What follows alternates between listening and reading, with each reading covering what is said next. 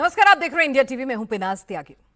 आज रांची में छात्र और सरकार के बीच 3 राउंड और करीब करीब 5 घंटे की मीटिंग हुई। सरकार का दावा है कि छात्रों की 98% मांगे मान ली गई हैं, लेकिन बात 2% पर फंस गई है। ये 2% सोरेन सरकार को काफी महंगा पड़ सकता है। छात्र सीबीआई जांच की मांग पर अड़े हैं और सरकार की तरफ देखना भी नहीं चाहती है। रांची में अब इस्तीफों का दौर शुरू हो गया है। जेपीएससी से जुड़े 3 सदस्यों ने इस्तीफा दे दिया है। कल 10 अगस्त है। सरकार चाहती थी कि 10 अगस्त से पहले जेनजी मान जाए। कल छात्र दरअसल उन्होंने ऐलान किया हुआ है कि वो सड़क पर उतरेंगे, शांतिपूर्ण तरीके से विधानसभा के घेराव की कोशिश करेंगे। कल का दिन सोरेन सरकार के लिए बहुत बड़ी चुनौती है।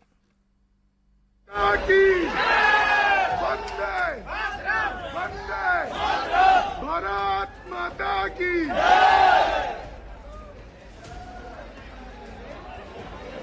भाई सारे बालक अभी हजारीबाग से रांची निकल चुके हैं और आप अगर अभी भी घर में हो तो व्यवस्था परिवर्तन नहीं हो सकता, तो घर से निकलो रांची के लिए। चलो जयपाल सिंह मुंडा स्टेडियम। ये झारखंड में 10 अगस्त की तैयारी है। ये झारखंड के छात्रों का रांची कूच है। विधानसभा के घेराव के लिए छात्रों का रैला निकल पड़ा है।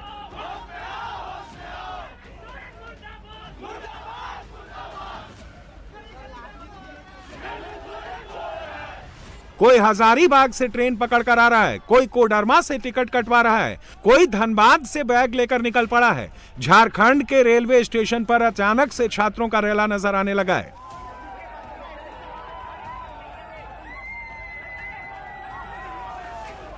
छात्र अपने रांची कूच का वीडियो खुद सोशल मीडिया पर अपलोड कर रहे हैं। झारखंड के छात्रों को रांची के जंतर मंतर पर बुला रहे हैं। रांची रेलवे स्टेशन के प्लेटफॉर्म पर सिर्फ छात्रों की भीड़ नजर आ रही है, जो ट्रेन और रेलवे स्टेशन से ही सोरेन सरकार के खिलाफ नारे लगा रही है।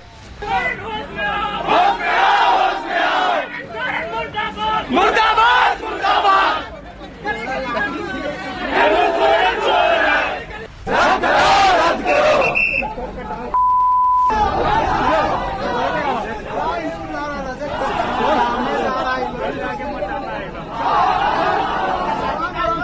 रांची प्लेटफॉर्म का हाल आपने देख लिया। अब जरा रांची रेलवे स्टेशन के बाहर का सीन भी देख लीजिए।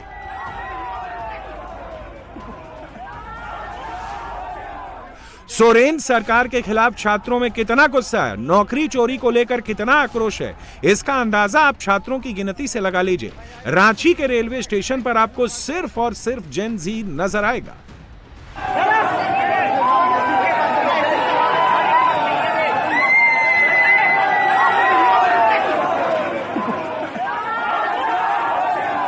देखिए भाई साहब, इस सीजन में प्रोटेस्ट वाले सब लोग आए, सारा दोस्त लोग मिल जाए।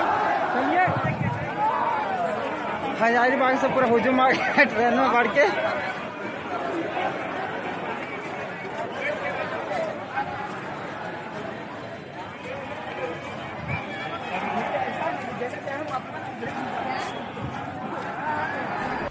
रांची कूच के लिए कोई ट्रेन का टिकट कटवा रहा है, तो कोई रांची में विधानसभा के घेराव के लिए बस का टिकट लेकर आ रहा है।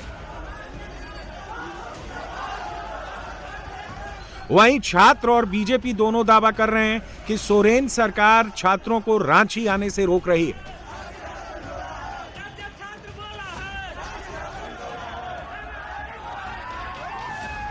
हेमंत सोरेन सरकार की तानाशाही देखिए कि बस में बैठे आम नागरिकों को भी रांची नहीं जाने दिया जा रहा है। बस को यहाँ से हजारीबाग बस स्टैंड पर ही रोक दिया गया है और पुलिस प्रशासन जो है उसका कोई जवाब नहीं मिल रहा है। प्रशासन खड़ी है और बस को जाने से रोका जा रहा है। ये तानाशाही है हेमंत सोरेन सरकार की। जिनके काम है, जिन लोगों को अपना पर्सनल काम भी है, उनको भी नहीं जाने दिया जा रहा है। यहाँ पे कोई स्टूडेंट तो है नहीं, ये स्टूडेंट है नहीं, लेकिन उसके बावजूद भी नहीं जाने दिया जा रहा है। प्रशासन से पूछने पर कोई भी जवाब नहीं दिया जा रहा है। छात्रों का दावा है कि सोरेन सरकार ने पूरी पुलिस फोर्स को छात्रों को रोकने के काम पर लगा दिया है और बीजेपी कह रही है कि छात्रों के आंदोलन से हेमंत सरकार डर गई है, इसलिए पुलिस को आगे कर रही है। जनता का फोटो लिया जा रहा है पुलिस प्रशासन के द्वारा बस में चढ़कर, जबकि ये बस गिरिडीह से रांची जा रही है और प्रशासन आकर के बार बार रोक रही है। पैसेंजर्स को तंग किया जा रहा है बार बार। झारखंड के इतिहास में पहली बार ऐसा छात्र आंदोलन हुआ है जिसमें झारखंड के सभी 24 जिलों से लाखों युवा ट्रेन और बसों में भरकर रांची पहुंचे और रांची की सड़कों पर छात्रों का सैलाब नजर आने लगा और पूरा रांची छात्रों के नारों से गूंज उठा। छात्र रांची की सड़कों पर छात्र एकता जिंदाबाद और जब जब छात्र बोला है राज सिंहासन डोला है के नारे लगाते हुए रांची के जंतर मंतर पर पहुंचे। रांची के जयपाल सिंह स्टेडियम से विधानसभा घेराव की कॉल दी गई थी। मंच से छात्रों से अपील की गई थी कि सरकार बसों को रोकने की कोशिश कर रही है, इसलिए ट्रेन से छात्र रांची पहुंचे। रांची के जंतर मंतर पर सुबह हजारों छात्रों की भीड़ थी, लेकिन अचानक से छात्रों का सैलाब उमड़ पड़ा। दिन भर में झारखंड के कोने कोने से छात्र विधानसभा का घेराव करने के लिए रांची पहुंच गए और पूरा स्टेडियम छात्रों से भर गया। ये जयपाल मुंडा स्टेडियम है और दूर दूर से छात्र यहां पर पहुंच रहे हैं। उसके पीछे की वजह यह भी है कि एक तो आंदोलन लगातार पिछले कई दिनों से चल रहा है, साथ ही 10 तारीख को यानी कि 10 अगस्त को एक कॉल दी हुई है जिसमें विधानसभा का घेराव झारखंड के अलग अलग राज्यों से जितने भी छात्र हैं, अभिभावक हैं, वो झारखंड पहुंच रहे हैं जो कि अपनी मांगों को लेकर विधानसभा का घेराव करेंगे। अभी आप तस्वीरें देखिए, ये मुख्य मंच है जो कि जेपीएससी जेएसएससी जो फोरम मंच है वो मंच है। भारी भीड़ इस वक्त यहाँ पर मौजूद है, खचाखच भरा हुआ ये पूरा ग्राउंड इस वक्त आपको नजर आ रहा है। छात्रों का साफ तौर पे ये कहना है कि उनकी सारी मांगे जब तक नहीं मानी जाएंगी ये लोग इसी तरीके से अपना आंदोलन करते रहेंगे। रांची में हजारों लाखों छात्रों के हुजूम ने हेमंत सरकार की टेंशन बढ़ा दी है और बीजेपी हेमंत सोरेन सरकार पर खुलकर अटैक कर रही है। बीजेपी का दावा है कि हेमंत सरकार ने छात्रों के विधानसभा मार्च को रोकने के लिए पैलेट गन के साथ पुलिस सिक्योरिटी तैनात की है। राजधानी रांची की सड़कों में पैलेट गन से तैनात सुरक्षा कर्मियों का उन्होंने डेपुटेशन किया। ये तस्वीरें हैं आज की जिसमें पुलिसकर्मी पैलेट गन के साथ जो है वो रांची की सड़कों पर वो घूमते नजर आ रहे हैं। मुख्यमंत्री जी, क्या यहाँ SC ST OBC बच्चे जो ज्यादातर संख्या में धरने पर बैठे हैं उनको खौफ आप दिखा रहे हैं? ये छात्र नहीं डरने वाले साहब। और कल विधानसभा घेराव के पहले क्या आपने पैलेट गन चलाने का मन बना लिया? रांची में एक तरफ विधानसभा का घेराव करने के लिए छात्रों का हुजूम उमड़ रहा था, दूसरी तरफ छात्र डेलीगेशन की मीटिंग चल रही थी और इसी बीच झारखंड के छात्रों के रांची कूच ने सीएम सोरेन की टेंशन बढ़ा दी। सीएम सोरेन ने छात्र डेलीगेशन से सीधे बात नहीं की, लेकिन कैमरे पर छात्रों से मुख्यमंत्री हेमंत सोरेन ने भ्रमित ना होने की अपील की। सोरेन दावा कर रहे हैं कि छात्रों को गुमराह किया जा रहा है। हमने चोरी पकड़ ली है, नौजवानों को न्याय भी मिलेगा और जिन्होंने गड़बड़ी की है उनको कठोर से कठोर दंड भी मिलेगा।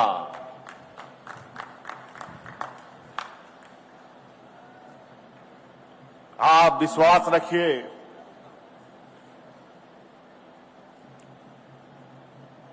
हम इसी मिट्टी में जन्मे, इसी मिट्टी में दफन भी होंगे।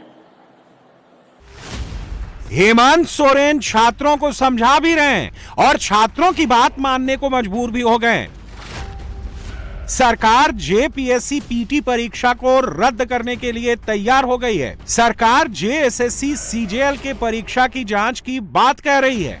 सरकार ने ईडी और सीआईडी जांच का भरोसा दिलाया है। 90 दिनों में चार्जशीट की बात कही है, लेकिन कट ऑफ एज ग्रुप पर सहमति नहीं है।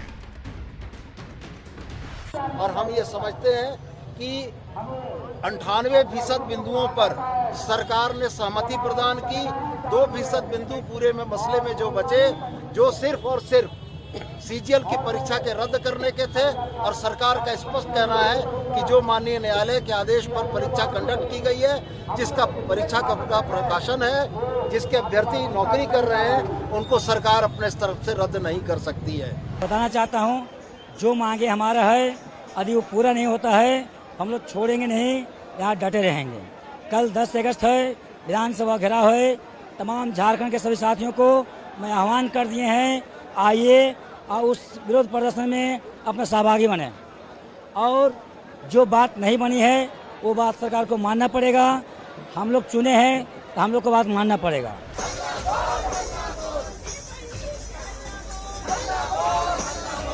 पूरे देश की नजरें अभी रांची के जंतर मंतर पर टिकी हैं। रांची के जंतर मंतर को पूरा झारखंड सपोर्ट कर रहा है।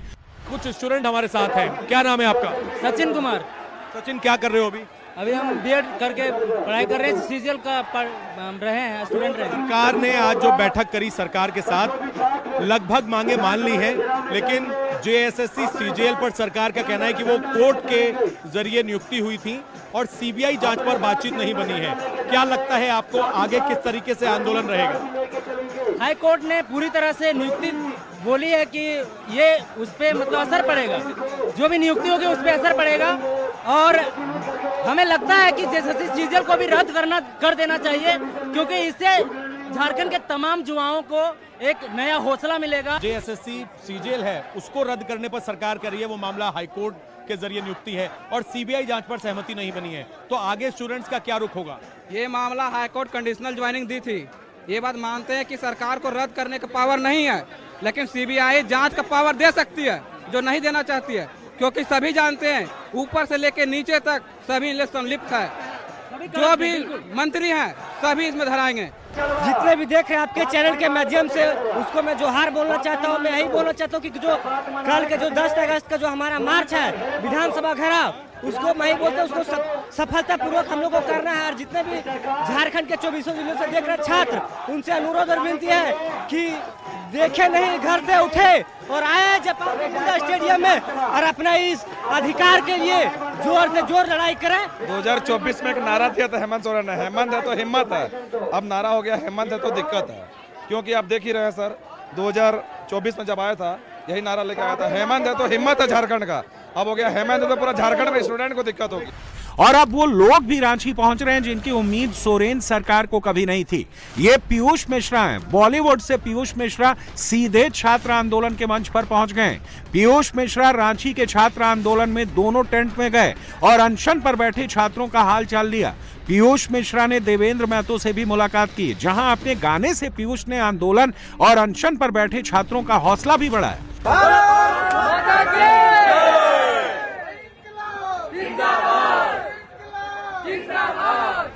सोरेन सरकार को यह बात अच्छे से पता है कि अगर बात नहीं बनी तो बात बहुत बिगड़ सकती है, इसलिए रांची में छात्र विधानसभा मार्च की तैयारी में जुटे हैं। दूसरी तरफ सोरेन सरकार अपनी तैयारी कर रही है। छात्रों के कूच और विधानसभा मार्च को देखते हुए पूरे रांची में सिक्योरिटी बढ़ा दी गई है। जयपाल सिंह स्टेडियम से झारखंड विधानसभा की दूरी करीब 13.4 किलोमीटर की है और सरकार ने इस पूरे रास्ते पर पुलिस फोर्स तैनात कर दी है। ईडी एंट्री करेगी, उस दिन ईडी से क्यों डर लग रहा था आपको? आज क्यों ईडी कल घेराव होगा विधानसभा? जी बिल्कुल कल घेराव। आंदोलन कब तक चलेगा? ये आंदोलन शीतकाल चलेगा, जब तक सरकार मांग नहीं पूरी कर दिया तब तक चलते रहेगा। और सरकार को ये भी बता देना चाहते हैं कि जिस तरह से आप डेलीगेशन टीम को बुलाकर हम लोग को टाइम लेप्स कर रहे हैं, ये आप मन से बात निकाल दें। अगर आपने नहीं, अगर हम लोग की बात मानी, अगर आपने मेरी बात नहीं मानी तो आपसे इस्तीफा भी मांगा जा सकता है, क्योंकि जिस तरह से आप हम लोग छात्रों का भविष्य बर्बाद कर रहे हैं, आप बर्बाद नहीं होने देंगे। और भी छात्र हैं, आप भी कई दिनों से भूखे प्यासे बैठे हुए हैं, अपना नाम बता दीजिए। हबीबा। हबीबा, आप कहाँ के रहने वाले हैं? जी बोकारो से। अच्छा, आज जो बातचीत हुई काफ़ी बातों पर सहमति बनी, लेकिन अभी भी सीबीआई और सीजीएल को रद्द करने पर सहमति नहीं बनी है। जो हमारी सबसे पहली मांग है उसी को उन्होंने नकार दिया है, तो ये हमारी सबसे प्रमुख मांग है। तो ये जब तक मांग पूरी नहीं होती हम लोग यहाँ से नहीं उठेंगे, नहीं हटेंगे, चाहे जो हो जाए। नहीं हटेंगे? नहीं, बिल्कुल नहीं हटना, क्योंकि ये हमारी प्रमुख मांग है और उसी मांग को आप नहीं मान रहे हो, अदर चीजें मान रहे हो। झारखंड के छात्र आंदोलन का मुद्दा अब इतना गर्म हो चुका है कि कल तक जिन्होंने चुप्पी साध रखी थी, अब उनको भी बोलना पड़ रहा है। कांग्रेस रांची के आंदोलन पर बोलने से बच रही थी, लेकिन अब खरगे कह रहे हैं कि चिट्ठी लिखेंगे, सीएम सोरेन से बात करेंगे। हम लेटर लिखेंगे, अगर हमारी अलायंस पार्टी है तो वहां उनको लेटर लिख के कहेंगे कि जो जेन्युइन डिमांड्स विद्यार्थियों के हैं उनको देखना जरूरी है। रांची के छात्र आंदोलन का मुद्दा झारखंड का सबसे बड़ा मुद्दा बन गया है। पेपर लीक और सरकारी नौकरी बेचने की बात अब पूरे झारखंड में फैल गई। रांची में छात्रों के समर्थन में विधायक जयराम महतो ने एक दिन का निर्जल उपवास किया। हमें लग रहा है सरकार को मालूम है कि दोषी कौन कौन होंगे, क्योंकि ये छोटा मोटा मैटर है नहीं। 40 लाख, 50 लाख, 60 लाख एक सीट के लिए पैसा लिया जा रहा है। सीटों को लाखों रुपए में बेचा जा रहा है, तो हमें लगता है कि एक मामूली सा अधिकारी या फिर मामूली सा आदमी उन पैसों को पचा पाएगा। उसमें बड़े लोग हैं, कोई लोग कहीं ना कहीं पर्दे के पीछे से बाहर आ जाएंगे, इस बात का सरकार को डर है। झारखंड में जेनजी धरने पर बैठे हैं तो मथुरा में साधु संत भी बैठ गए हैं। मथुरा से आज कार सेवा का ऐलान कर दिया गया। इस वक्त मथुरा में पुलिस सुरक्षा बढ़ा दी गई है। जो कोई भी श्री कृष्ण जन्मभूमि के आसपास आ रहा है उसकी चेकिंग की जा रही है। सड़क से लेकर सोशल मीडिया तक पर कड़ी नजर रखी जा रही है। 6 दिसंबर एक बार फिर क्यों यूपी के लिए चैलेंज बनता जा रहा है, डिटेल इस रिपोर्ट में देखिए।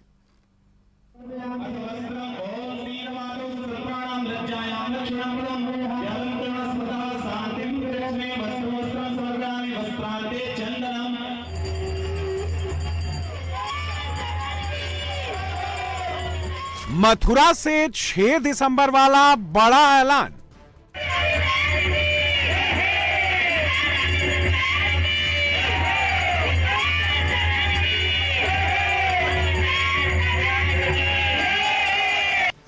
हिंदुत्व का कृष्ण मार्ग, जन्मभूमि निर्माण का शंखनाद।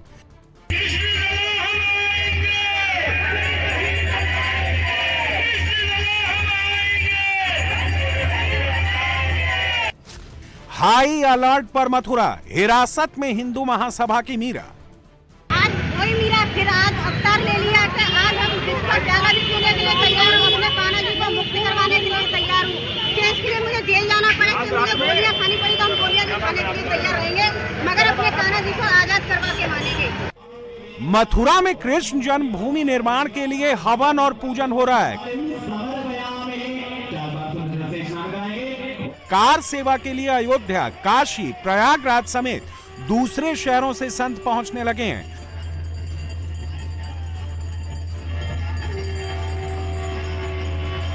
मंदिर निर्माण के लिए राजस्थान से पत्थर मंगवाए गए हैं, जिसकी पहली खेप मथुरा के चित्रगुप्त पीठ आश्रम भी पहुंच गई है। पत्थरों की अगली खेप भी जल्द ही राजस्थान से यहां पहुंचने वाली है। श्री कृष्ण जन्मभूमि शाही ईदगाह विवाद में सुप्रीम कोर्ट के निर्देश पर दोनों पक्षों के बीच हुई बातचीत बेनतीजा रही थी, जिसके बाद संतों ने कार सेवा का ऐलान किया है। 6 दिसंबर की डेट फाइनल कर दी गई है।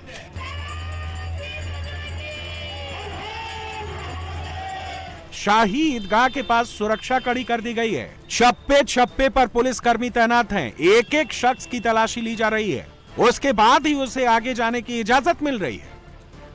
पहले 4 जुलाई को श्री कृष्ण जन्मभूमि की मुक्ति के लिए कार सेवा का ऐलान हुआ था, जिसके बाद अलग अलग जगहों से श्रद्धालु मथुरा पहुंचने लगे।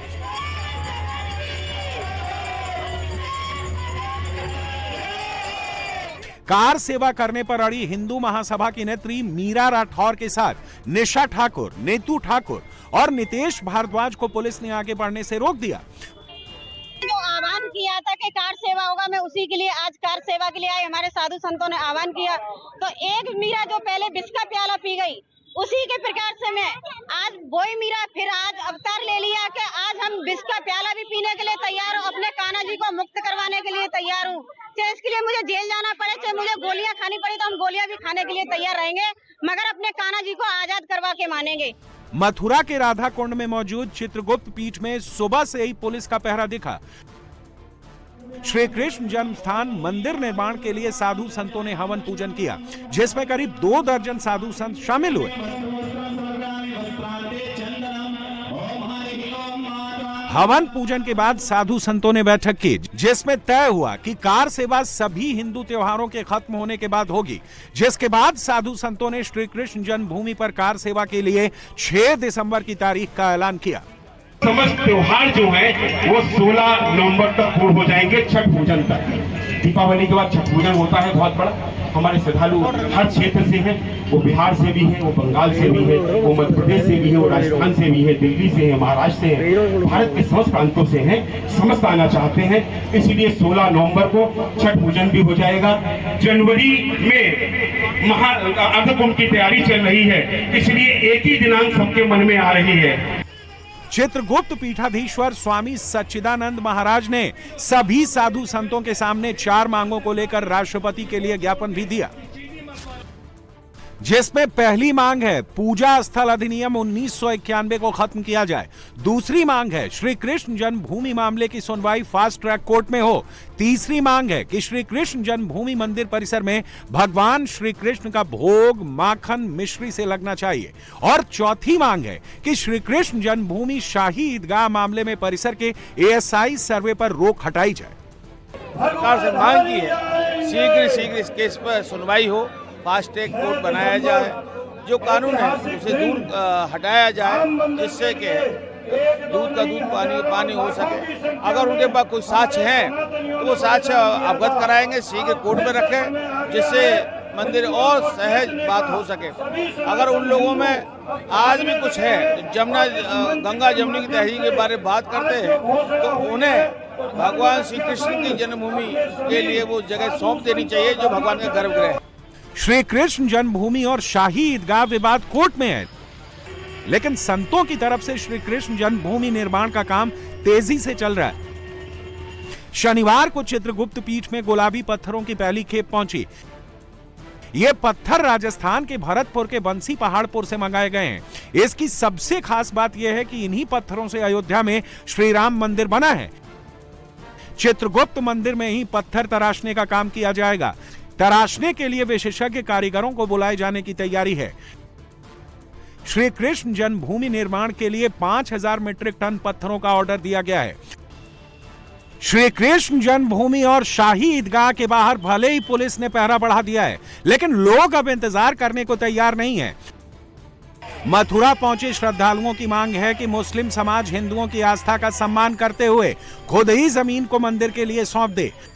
अपने कृष्ण जन्मभूमि पे वो अलग अलग होना चाहिए, जिस तरीके से अयोध्या में हुआ था उसी तरह से अगर वो अपने आप हटा लेते हैं तो वो ज्यादा बेटर है। अब यहाँ से जो आह्वान हुआ है वो उस पीरियड के अंदर 6 दिसंबर के अगर उसको उस टाइम तक अगर वो हटा लेते हैं वहाँ से अपना वो तो ठीक है, नहीं तो फिर इसको हमें मजबूरन नहीं उसको वहाँ से उसको हटाना पड़ेगा। ये वैसे तो कोर्ट में विचाराधीन है, लेकिन ऐसा है ना कोर्ट में जो है क्या नाम है उससे सहमत है, लेकिन साथ में जो है हमारा भी कर्तव्य है कि हमारा जो सनातन है वो सही सलामत रहे और सनातन तरक्की करे, विकास करे। तो इसके लिए जिस तरह से अयोध्या में मंदिर बना था वैसे ही हमें श्री कृष्ण का मंदिर बनना चाहिए। मथुरा शहर का यह इलाका कटरा केशव राय कहलाता है। यहीं पर मौजूद है वो जगह जिसे करोड़ों भक्त कृष्ण का जन्म स्थान मानते हैं, यानी प्राचीन केशव देव मंदिर। जन्म स्थान की जमीन कुल 13.37 एकड़ है। इसमें से 10.9 एकड़ जमीन पर मंदिर और मंदिर से जुड़े बाकी निर्माण हैं, जबकि 2.5 एकड़ जमीन पर दूसरी इमारत खड़ी है जिसे शाही ईदगाह मस्जिद कहा जाता है। सवाल उठता है कि कृष्ण जन्म स्थान यही था तो विवाद कब और कैसे पैदा हुआ? यह इमारत जिसे शाही ईदगाह कहा जा रहा है, इसका कृष्ण जन्म स्थान पर कब्जा कब और कैसे हो गया? हिंदुओं का दावा है कि शाही ईदगाह मस्जिद प्राचीन केशव देव मंदिर को तोड़कर बनाई गई है और वह प्राचीन मंदिर कृष्ण के जन्म स्थान यानी कंस के कारागार में बनाया गया था। यानी अगर आज मस्जिद का सर्वे किया जाए तो उसके नीचे मंदिर के अवशेष मिलेंगे। मथुरा में कृष्ण जन्म स्थान के तौर पर मंदिर तो आज भी है, लेकिन हिंदू पक्ष का दावा है कि यह मंदिर पुराने वक्त के मंदिर से थोड़ा हटकर है। इसका सबूत है 1669 के इस फरमान में जो औरंगजेब ने मूल जन्म स्थान मंदिर को तोड़ने के लिए जारी किया था। औरंगजेब का वो काला फरमान बीकानेर के म्यूजियम में आज भी सुरक्षित है। कहा जाता है कि मंदिर की भव्यता से चिढ़कर औरंगजेब ने 1669 में इसे तोड़वा दिया और मंदिर की जगह एक मस्जिद का निर्माण करवा दिया। औरंगजेब ने हिंदुओं के श्री कृष्ण जन्मभूमि पर जाने पर भी रोक लगा दी थी, लेकिन 1670 में मराठाओं ने युद्ध लड़कर जन्म स्थान पर फिर से कब्जा कर लिया।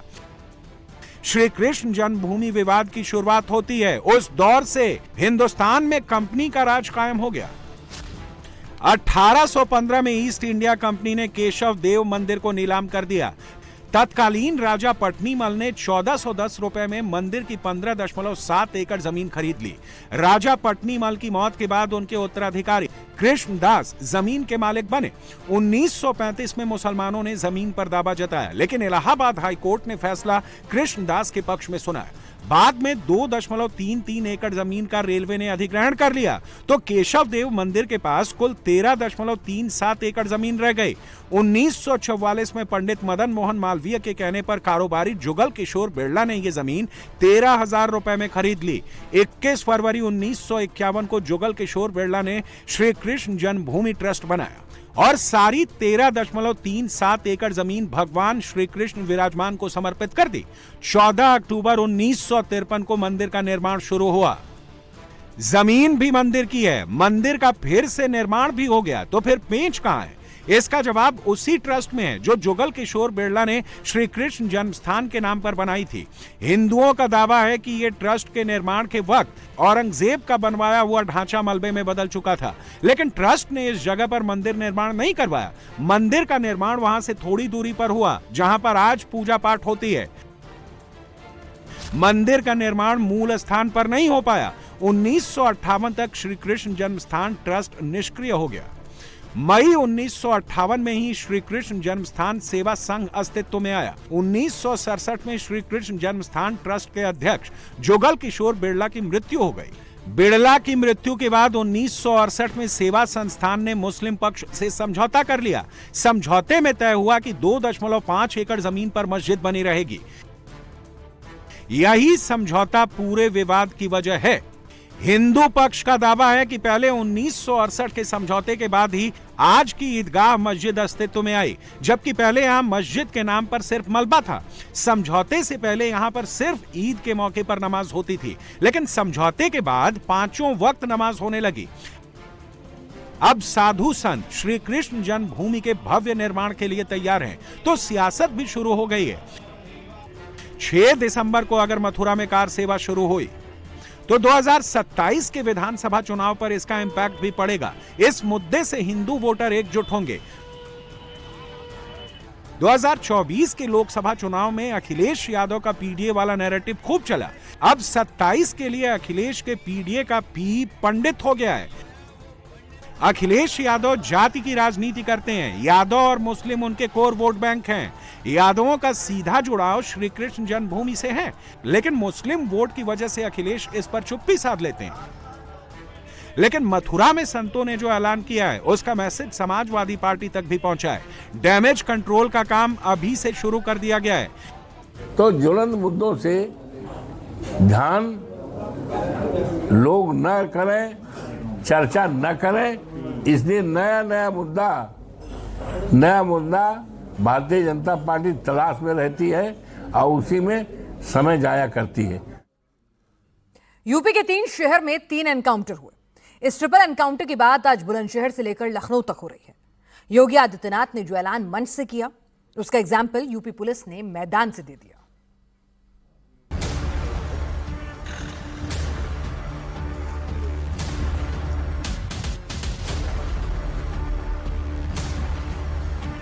यूपी में रेपिस्ट मोनू को योगी की फोर्स ने मार गिराया।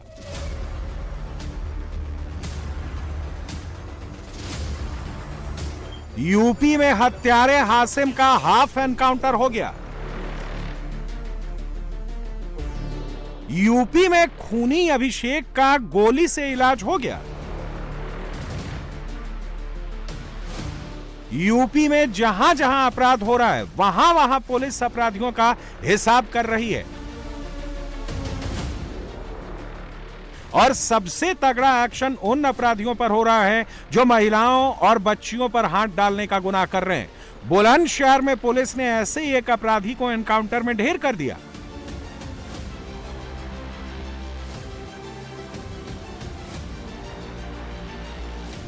बदमाश मोनू ने 1 अगस्त को एक बच्ची को किडनैप किया था। इसके बाद उससे दुष्कर्म के बाद नाबालिग की हत्या कर दी थी। इसी के बाद से पुलिस की कई टीमें मोनू को तलाश रही थीं। पुलिस ने मोनू के ऊपर 50,000 रुपए का इनाम भी घोषित कर दिया था। इसके बाद 8 अगस्त को आखिरकार पुलिस को मोनू की लोकेशन मिल गई, जिसके बाद गुलावटी थाना इलाके में स्वाट टीम और पुलिस ने बदमाश मोनू और उसके एक साथी को घेर लिया, लेकिन आरोपी ने सरेंडर करने की बजाय पुलिस पर ही फायरिंग शुरू कर दी।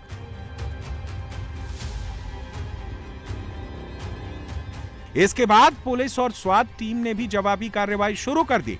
काफी देर तक चली मुठभेड़ के बाद मोनू गोली लगने से घायल हो गया, जबकि उसका दूसरा साथी अंधेरे का फायदा उठाकर मौके से फरार हो गया। हालांकि अस्पताल में इलाज के दौरान मोनू की मौत हो गई। नाबालिग लड़की के साथ दुष्कर्म और हत्या जैसी जघन्य घटना कारित किया था और इस पर 50,000 का इनाम घोषित था और ये वांछित था। इसके विरुद्ध जनपद गौतम बुद्ध नगर में, जनपद बुलंदशहर में तथा जीआरपी बरेली एवं अलीगढ़ में कई अभियोग पंजीकृत हैं। घायल बदमाश को तत्काल सीएचसी पर लाया गया। प्राथमिक उपचार के बाद उसे डिस्ट्रिक्ट हॉस्पिटल पर भेजा गया, जहां उपचार के दौरान चिकित्सकों ने उसको मृत घोषित कर दिया है। मुठभेड़ में स्वात टीम के दारोगा समेत 2 पुलिसकर्मी भी घायल हो गए। गुलावठी और सिकंदराबाद थाना प्रभारियों की बुलेट प्रूफ जैकेट में भी गोली लगी। पुलिस ने मौके से पिस्टल, 2 मैगजीन, कारतूस और बिना नंबर की बाइक बरामद की है। यूपी में अपराध को लेकर नो टॉलरेंस की नीति है और महिलाओं के खिलाफ अपराध को लेकर तो खुद सीएम योगी ये साफ संदेश दे चुके हैं कि बहन बेटियों की सुरक्षा से खिलवाड़ करने वालों का अगला ठिकाना या तो जेल होगी या फिर यमराज का घर। आज कोई बेटी के साथ छेड़खानी करने का दुस्साहस नहीं कर सकता, व्यापारी को कोई धमकाने का दुस्साहस नहीं कर सकता है और सरकार ने पहले से तय कर रखा है बेटी और व्यापारी की सुरक्षा में सेंध लगाई। 2 ही जगह होगी, या जेल होगी या जहन्नुम होगा, तीसरी कोई जगह नहीं होगी।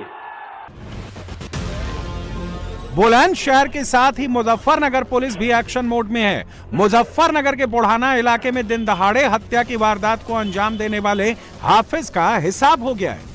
मुजफ्फरनगर में शनिवार को तालिब नाम के व्यक्ति की उसकी पत्नी के प्रेमी हासिम ने धारदार हथियार से हत्या कर दी थी। दिल दहला देने वाले इस हत्याकांड का वीडियो भी सामने आया था।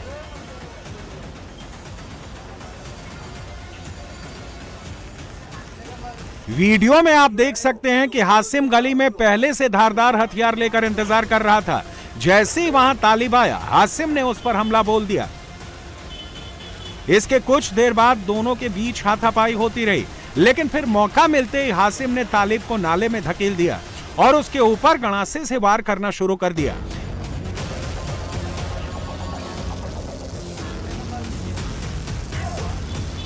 हासिम के सिर पर इस कदर खून सवार था कि वो तालिब की मौत होने के बाद भी उसके सिर पर हथियार से ताबड़तोड़ वार करता रहा और फिर वहां से फरार हो गया।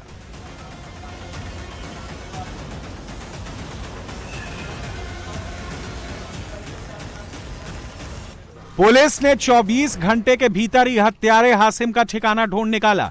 लोसाना रोड पर उसको पकड़ने के लिए घेराबंदी की गई, लेकिन जब हासिम ने खुद को घिरता हुआ देखा तो उसने पुलिस पर गोली चलानी शुरू कर दी, लेकिन पुलिस ने भी फौरन उसकी फायरिंग का जवाब दिया और एनकाउंटर के दौरान पैर में गोली लगने से हत्यारा हासिम घायल हो गया, जिसके बाद पुलिस ने उसे गिरफ्तार करके इलाज के लिए अस्पताल भेज दिया।